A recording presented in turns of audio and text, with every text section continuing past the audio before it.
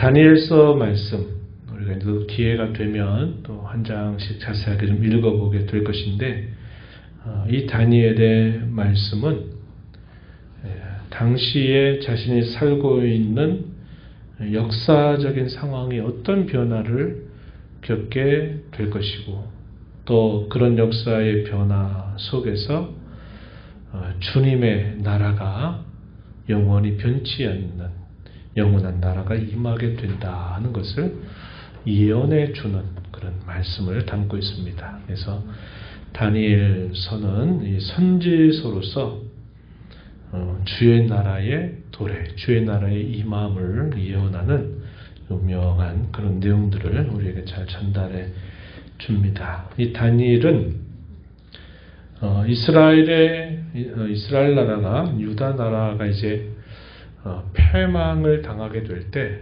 세 번에 걸친 이 바벨론의 공격을 받게 될 때, 첫 번째 공격을 받게 되면서 포로로 끌려간 사람이었어요. 다니엘과 세 친구들, 우리 너무 잘 아는 이야기죠. 이방 땅에 비교적 어린 나이에 끌려가서 이방 땅에서 약속의 땅으로 돌아오지 못한 채 이방 나라에서 약 70여 년 세월을 보내면서 이방 나라가 어떠한 변화와 격변을 겪고 있는지를 이렇게 몸소 경험을 하면서 영원한 하나님의 나라가 온다라는 것을 예언했던 선지자가 바로 이 다니엘입니다. 이 다니엘과 같이 얽힌 이야기들은 너무나 유명하고 우리가 잘 알고 있는 내용이 될 것입니다. 그러한 어떤 세상 나라의 많은 변화들 속에서 또 하나님께서 그에게 여러 꿈 혹은 환상을 통해서 하나님이 이루어 주실 그 예언의 말씀을 그가 붙들고서 자신의 그 시대를 어떤 모습으로 살아갔는지 그것을 잘 보여줘요. 그래서 그 다니엘의 그 모습은 오늘을 살아가는 저와 여러분에게 있어서도 아주 밝은 빛을, 선명한 빛을 우리에게 보여주는 그런 인물이다. 이렇게 여길 수 있겠습니다. 다니엘서 7장의 내용은 다니엘이 환상을 본 내용들, 그것을 쭉 기록해 주고 있는 말씀의 내용입니다. 다니엘은 여러 꿈을 통해서 하나님이 행하실 일들을 보고 예언했던 선지자예요.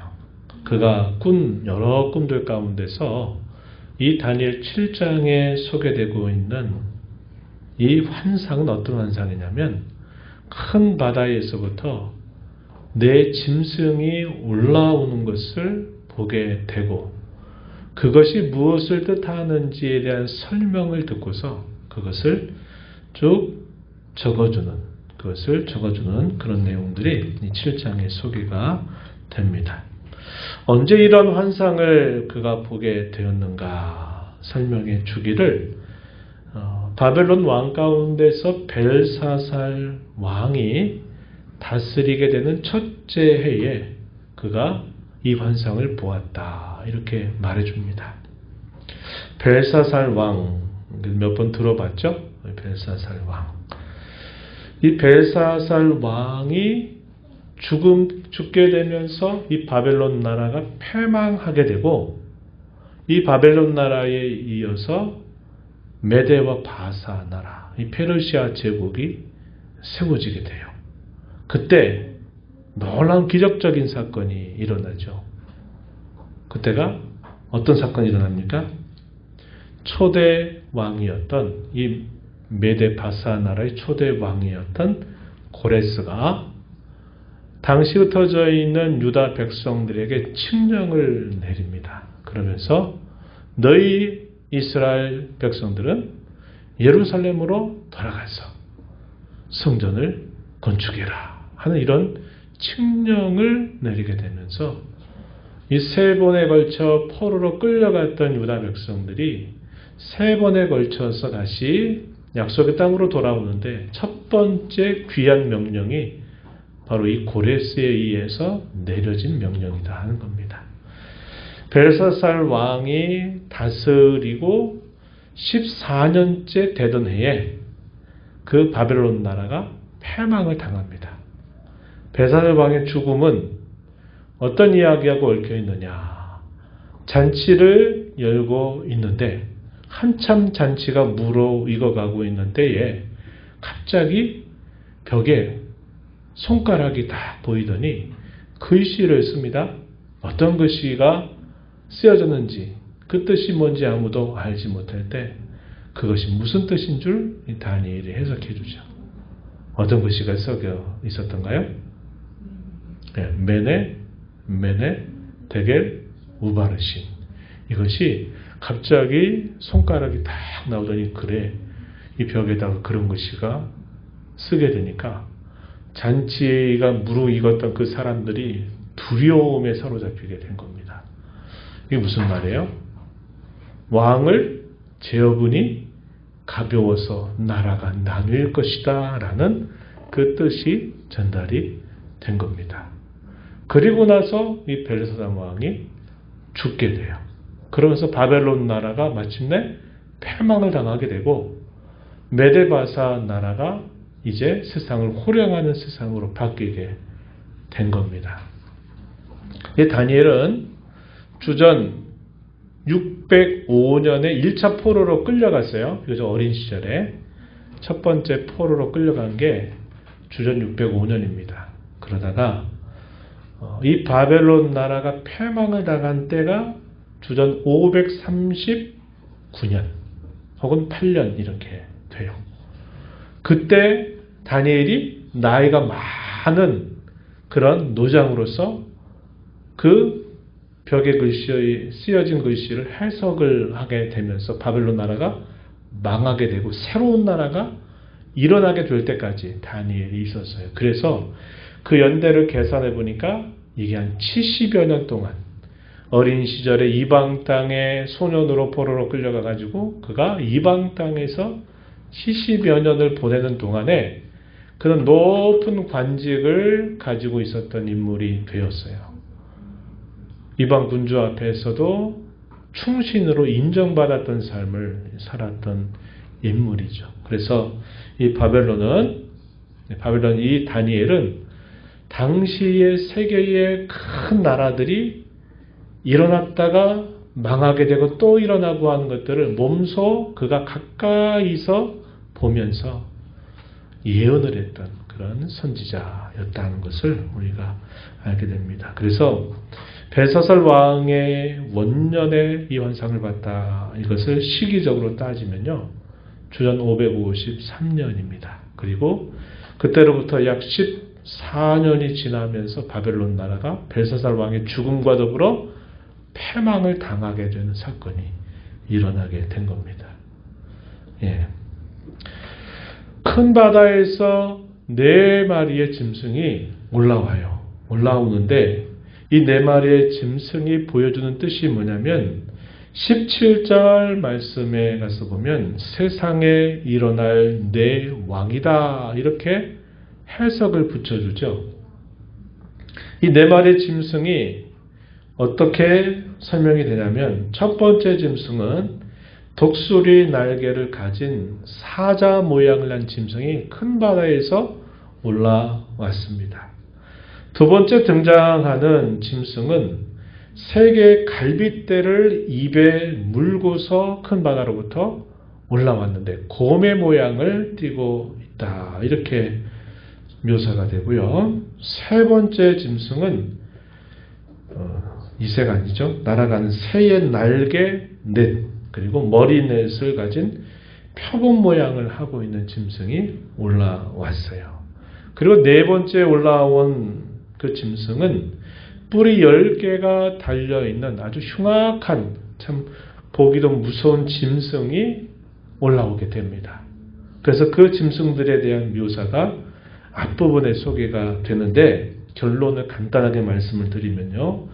이 4마리의 짐승은 순서대로 일어나게 될 세계를 제패하는 4왕을 상징하는데 첫 번째 사자 모양은 당시를 호령했던 바벨론과 그의 군대를 상징하고 있다는 것이고요.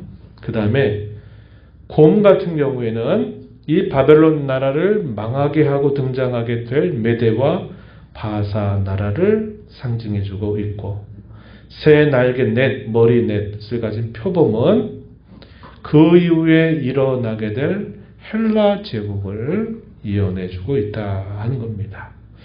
넷 돼 있죠? 이 넷, 헬라 나라가 네 왕국의 분열을 통해서 이 나라가 세워지게 되는 모습이 나타나요. 이것은 다니엘이 살고 있는 한참 후에 있게 될 그 나라의 역사를 미리 예언해 주던 내용이 되고, 그리고 이 표범 다음에 등장하는 10뿔이 달려있는 짐승은 로마입니다. 로마 제국이 있을 때 그리스도께서 탄생하시죠? 네. 다니엘이 예언했던 그 예언이 성취가 되는 때가 이 로마가 다스리고 있는 그때에 실제적으로 일어나서 예수님이 이 땅에 탄생하시게 된 것, 이것을 우리가 떠올려 보게 된 겁니다. 그러면서 그 다음에 주어지는 내용들은 뭐냐면 하늘 보호자의 환상을 보게 되고, 그 하늘 보호자로부터 이 네 짐승들에 대한 심판이 시행되는 것, 그것을 환상 가운데 다니엘이 보게 됩니다. 그리고 나서 등장하는 환상의 내용이 오늘 우리가 읽은 본문에 기록되고 있는 말씀이에요. 13절, 14절. 어떤 내용입니까? 인자 같은 이가 하늘 구름을 타고 와서 예적부터 항상 계신 이에게 나아가 그 앞에 인도되었다. 이렇게 표현되어 있습니다. 인자 같으니, 이걸 다른 말로 풀면 그 사람의 아들, 이렇게 표현돼요. 신약의 복음서로 오면은 인자를 누구라고 하느냐? 예수님이 이런 말씀 자주 사용하셨죠? 여기서 말하는 인자의 구약적인 배경이 바로 여기로부터 나오고 있다 하는 거예요. 단순히 사람의 아들을 뜻하는 말이 아니라 이미 다니엘 때 예언되었던 그 사람의 아들, 인자 같으니, 그렇게 예언되었던 그분으로 오시니가 바로 예수님 자신이다 하는 것을 알려주는 내용이 바로 그러합니다. 그런데 이 인자 같은 이가 하늘구름을 타고 와서 옛적부터 항상 계시니, 성부 하나님을 뜻하겠죠? 계시니에게 나아가 그 앞으로 인도되었다. 여기에는 이렇게 예언이 되어 있지만 우리는 이 내용에 대해서 더 자세하게 알고 있어요. 어떻게 인도가 되신 겁니까? 어떻게 됐죠? 고난받는 종으로 이 땅에 오셔서 모든 종교 지도자들에 의해서 박해를 당하시고 사람들에게 질시와 모욕을 당하셔서 마침내 십자가에 죽으셨다가 사망의 권세를 깨뜨리고 부활하셔서 하늘로 오르신 일, 예수 그리스도의 죽으심과 부활과 승천, 이것을 우리는 알고 있어요. 이 짤막한 예언 속에 담겨있는 자세한 이야기를 다니엘보다 우린 더 바르게 알고 있는 거죠. 그죠? 왜냐하면 이 말씀이 이렇게 성취된 것을 우리가 말씀을 통해서 확인하기 때문에 그런 겁니다. 인자 같은 이가 오셔가지고 어떻게 된다고 말합니까? 14절 하반절 끝부분에 보니까 그에게 권세와 영광과 나라를 주고 모든 백성과 나라들과 다른 언어를 말하는 모든 자들이 그를 섬기게 하였다. 그의 권세가 소멸되지 아니한 영원한 권세고 그의 나라는 멸망하지 아니할 것이다. 그가 와서 그가 다스리는 그 나라는 영원히 멸망하지 않는 나라가 된다. 이것을 예언해 주는 거죠.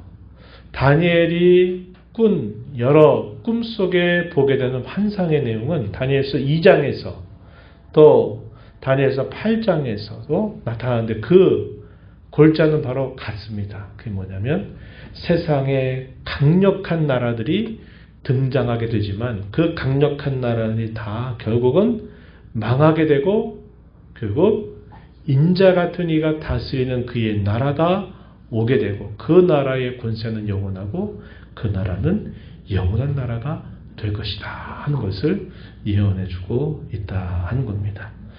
특별히 이제 우리가 읽은 본문 뒤로 가서 보면요, 이 네 번째 등장하는 짐승에 대해서 좀 더 자세한 설명을 덧붙이고 있어요. 이 네 번째 짐승이 어느 나라가 있습니까? 로마라고 하는 나라예요. 예수님 당시에 이 당시의 제국이었던 이 로마를 예언해 주는 말씀이 조금 더 자세하게 묘사가 되는데, 여러분 받으신 그 안에 설명된 대로 23절에 보면 이 네 번째 짐승이 온 하늘을 삼키고 밟아 부서뜨릴 것이다 이렇게 예언하고, 열뿔을 가졌다 그런데 이 열뿔은 10명의 왕을 뜻한다 라고 풀어줍니다. 그리고 새로 일어나는 한 왕이 새 왕을 복종시키고서 하나님을 대적하고 성도들을 괴롭게 할 것이다. 이게 언제 일어나냐면 주전 약 한 200년 정도 그때쯤 됐을 때 많은 유대인들을 박해하고 죽이는 사건이 실제로 일어나게 돼요. 그리고 그때의 이 로마의 황제는 자기가 하나님이다라고 이름을 붙여가지고 아주 유대 백성들을 죽이는 그런 일들을 했단 말이죠. 유대인들에게 있어서 큰 환난이 닥치게 되는 일이 있게 된 겁니다. 그것을 예언해 주고 있는 말씀이다 이렇게 보고, 성도들이 그의 손에 붙임받아서 한때와 두때와 반때를 지난다 그랬습니다.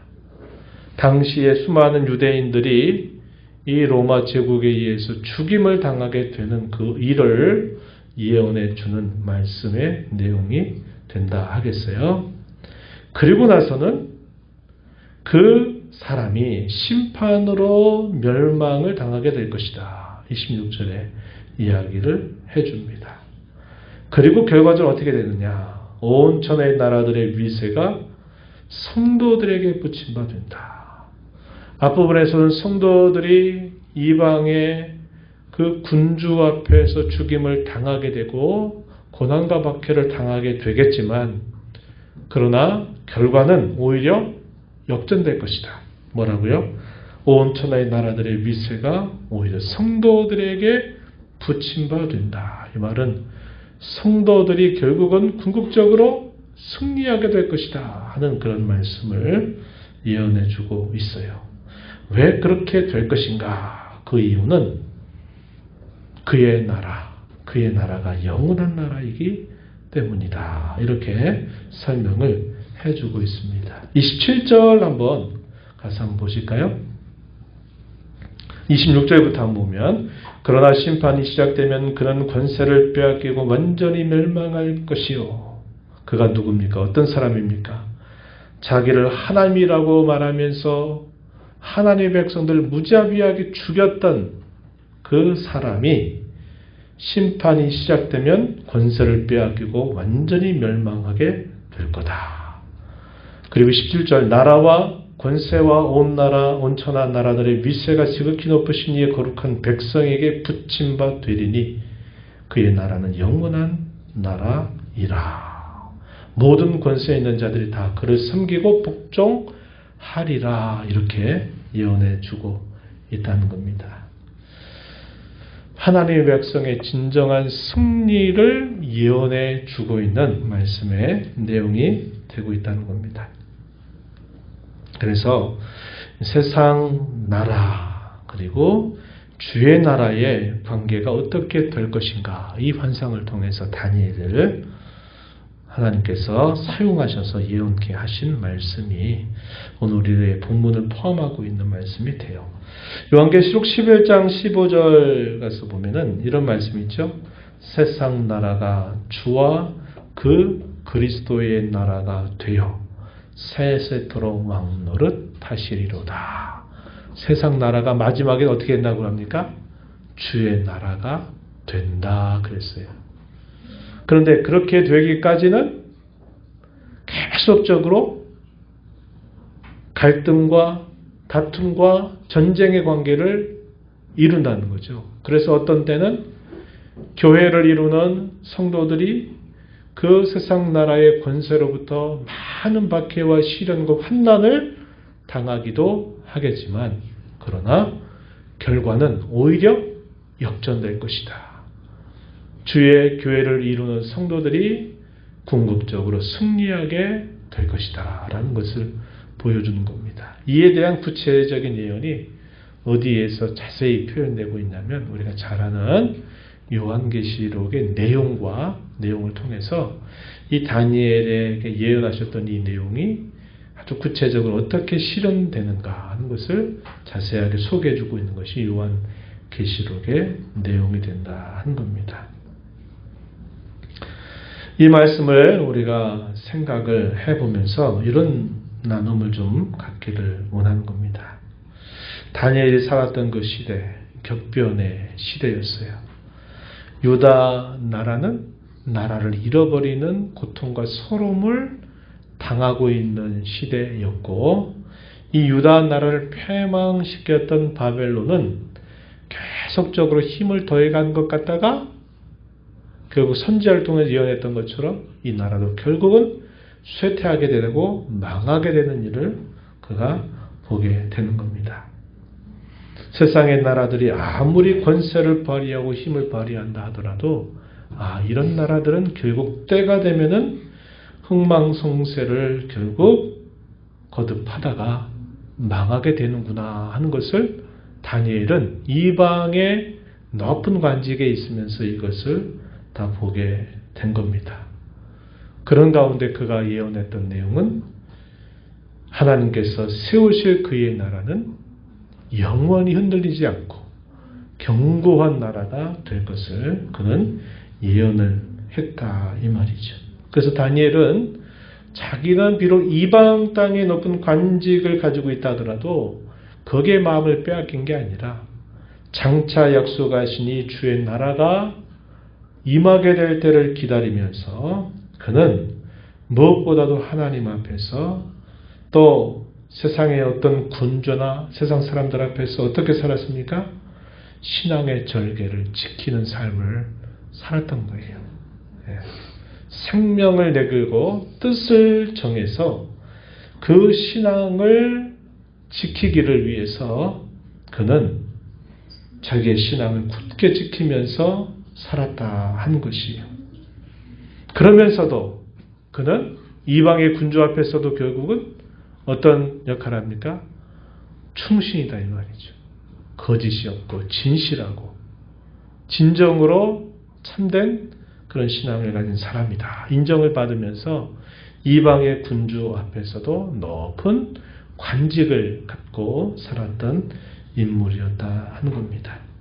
그래서 다니엘의 이러한 삶을 통해서 오늘 저와 여러분도 이러한 신앙의 자세를 우리가 갖고 살아가야 하겠다는 겁니다. 다니엘이 그 옛날 예언했던 주의 나라는 자신은 것을 경험하지 못했죠.